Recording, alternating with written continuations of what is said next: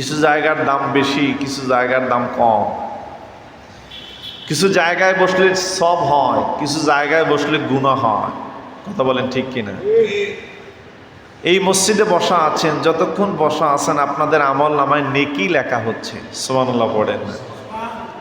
যতক্ষণ বসা থাকবেন, কিন্তু আপনি এই বসাটা মসজিদে না বসা আপনি যদি কোনো একটা গুনার আসরে যেয়ে বসেন, গানের বাজনার আসরে যেয়ে বসেন, সব হবে না গুনাহ হবে? কিছু জায়গার দাম কিছু জায়গার থেকে বেশি।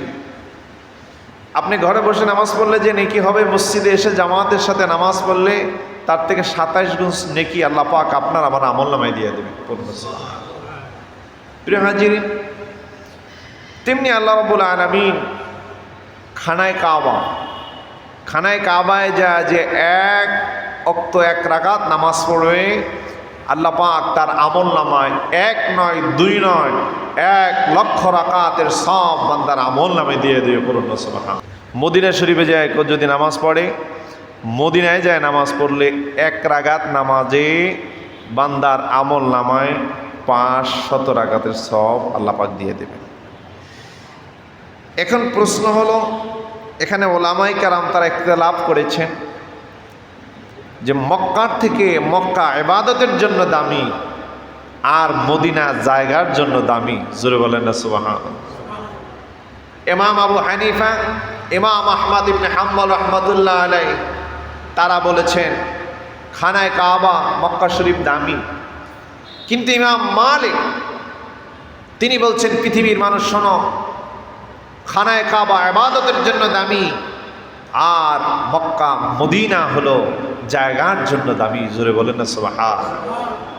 তিনি বলেছেন শোনো পৃথিবীর মানুষ, কিয়ামতের ময়দানে কঠিন মুসিবতের দিনে আল্লাহ পাক যখন জান্নাতীদেরকে জান্নাত দিয়ে দিবেন, এই মদিনার মাটিগুলা নিয়ে আল্লাহ পাক জান্নাতের ভিতরে বিছায়া দেবেন। জোরে বলেন না সুবহানাল্লাহ। এই জন্য মদিনাকে বলা হয় রিয়াদুল মদিনা। একটা জায়গা আছে মদিনা শরীফে রিয়াদুল জান্নাত, জান্নাতের বাগান। সেখানে যায় নামাজ পড়ে হাজিরা যারা যায় মদিনায় যায়, তারা ওখানে নামাজ পড়ে তাদের মনের আশা যা বলবে আল্লাহ পাক বান্দার দরখাস্ত সাথে সাথে কবুল করে নেবেন। পড়ুন সুবহানাল্লাহ। সম্মানিত হাজিরিন, তো কিছু কিছু জায়গা দামি, কিছু কিছু অক্ত দামি, কিছু কিছু দিন দামি। যেমন 7 দিনের ভিতরে এই 6 দিনের থেকে শুক্রবার দিন দামি, টোটাল বছরের ভিতরে আরাফার দিন দামি। কিন্তু সব মাসের ভিতরে আল্লাহ রাব্বুল আলামিন 4টা মাসকে আল্লাহ পাক দামি করেছেন। 4 থেকে সবচেয়ে বেশি দামি হলো এই মুহররম মাস। জোরে বলেন না সুবহানাল্লাহ। ভাইরা আমার, আল্লাহ রাব্বুল আলামিন এই মুহররম মাসকে রব্বুল আলামিন নিজে দামি বলে ঘোষণা করেছেন কোরআনুল কারীমের ভিতরে। আল্লাহ পাক বলেন ইন্না ইদ্দাতাশ শুহুরি ইনদাল্লাহি 12 শাহরান ফি কিতাবিল্লাহ ইয়াওমা খালাকাস সামাওয়াতি ওয়াল আরদা মিনহা আরবাআতুন হুরুম। আল্লাহু আকবার বলেন।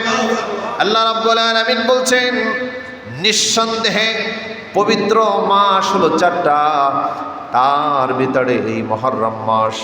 রব্বুল আলামিন বললেন এই মুহররম মাসে ইয়াউমা খালাকাস সামাওয়াতি ওয়াল আরদ, এই মুহররম মাসে আমি আল্লাহ রব্বুল আলামিন আসমান দেখো জমিন দেখো যা কিছু দেখো না কেন আমি আল্লাহ রব্বুল আলামিন এই মুহররম মাসে সৃষ্টি করেছি।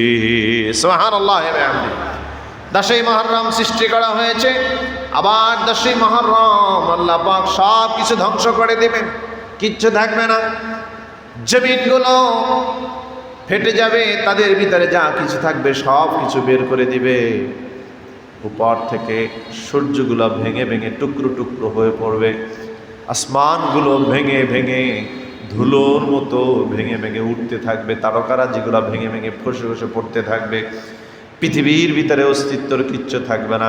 আল্লাহ পাক বলছেন এই যে এই কিয়ামত যে সংগঠিত হবে এই দিনটাও হলো শুক্রবার। পড়ুন সুবহানাল্লাহ। ভাইরা আমার, কিয়ামত সংগঠিত হবে আল্লাহ পাক বলছেন তাও এই শুক্রবার। রব্বুল আলামিন বললেন আমি যখন জমিন সৃষ্টি করেছি তাও করেছি শুক্রবার।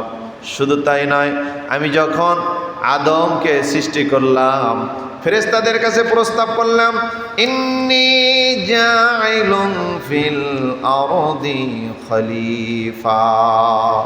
আল্লাহ পাক বললেন আমি যখন ফেরেশতাদেরকে প্রশ্ন করলাম, আমি প্রস্তাব দিলাম যে আমি আমার একদল প্রতিনিধি প্রেরণ করতে চাই, মানব জাতি সৃষ্টি করতে চাই, যারা চাইলে আমার ইবাদত করবে, না চাইলে ইবাদত করবে না, তাদের কোনো বাধ্যবাধকতা নাই।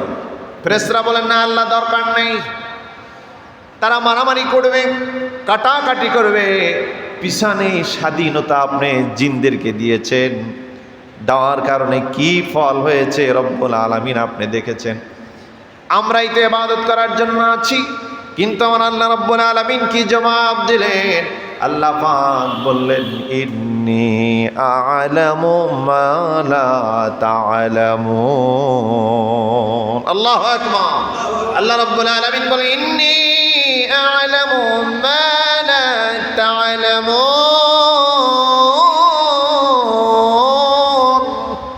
আল্লাহ রাব্বুল আলামিন বললেন ফেরেশতারা রে, তোমরা নিষেধ করিও না, বান্দার গুনাহ করার স্বাধীনতা থাকবে, কিন্তু বান্দা কিছু কিছু বান্দা থাকবে যারা গুনাহ না করে আমি আল্লাহকে আল্লাহ আল্লাহ বলে ডাকবে, তাদের সকল কাজকর্ম ব্যস্ততা ফেলে দিয়ে তারা মসজিদে এসে আমার কদমে সিজদায় লুটিয়ে থাকবে। বলুন সুবহানাল্লাহ।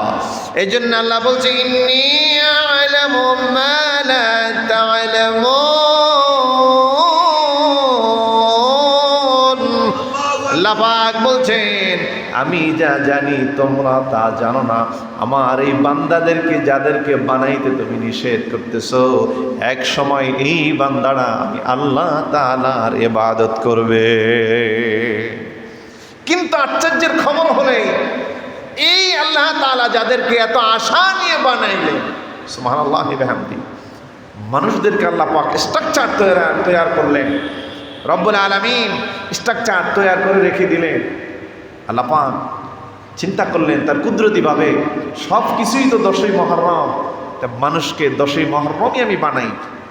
আল্লাহ রাব্বুল আলামিন মানুষের চেহারা, আদম আলাইহিস সালাতু ওয়াস সালামের চেহারা স্ট্রাকচার সুন্দর করে বানিয়ে রেখে দিলেন। 10ই মুহররম আদম আলাইহিস সালাতু ওয়াস সালামকে আল্লাহ রাব্বুল আলামিন সেট করলেন। জোরে বলেন না সুবহানাল্লাহ। এই মানুষের সূচনা হলো 10ই মুহররম। কিন্তু আল্লাহ রাব্বুল আলামিন এত আশা ভরসা নিয়ে আমাদেরকে বানালেন, আমাদের অবস্থাটা কেমন? আমাদের নামাজের কোনো খোঁজখবর নাই, 5 ওয়াক্ত নামাজের কোনো খোঁজখবর নাই, অথচ ফুটবল বিশ্বকাপ চলতেছে। 4টার সময়, রাত্র 3টার সময়, রাত্রে 1টার সময়, 6টার সময় ফজরের নামাজ নাই, কিন্তু 6টার সময় বৈশা খেলার সামনে বৈশা থাকে, টিভির সামনে বৈশা থাকে। আছে না না? মুসলমান, আজ তুমি ইহুদি খ্রিস্টানদের খেলা দেখার জন্য তাদের জার্সি পরে বিশাল পতাকা টানাইয়া উদযাপন করছো। আল্লাহ রাসূল বলছেন যার সাথে যার মহব্বত তার সাথে তার কামত।